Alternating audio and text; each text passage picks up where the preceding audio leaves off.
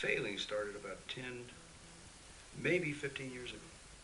You know, the truth is, Todd, I used to knock meetings like this out of the park. And what changed? You, students sitting across from me. Because we're more shrewd, because we see how things work, because we don't want to die for these pieces of shit. Because you want to put as much distance between yourself and the real world as possible. And these pieces of shit, by the way, how many times are you going to say that? They bank on your apathy. They bank on your willful ignorance.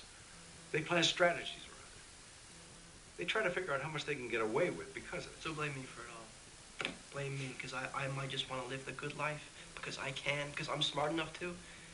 You gonna blame me? Because I don't want to work elbow to elbow with you on a goddamn collective farm? Doc, you are sounding a hell of a lot like my parents.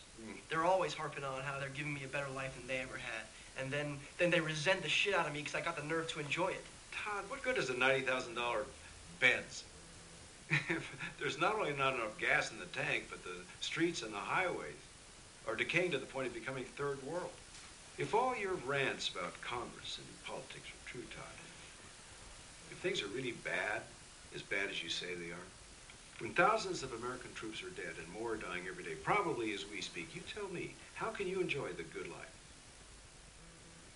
Rome is burning, son.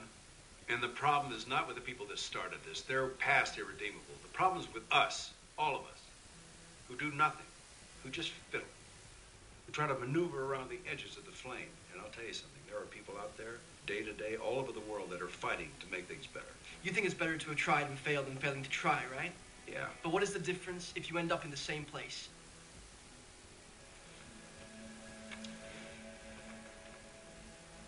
At least you did something.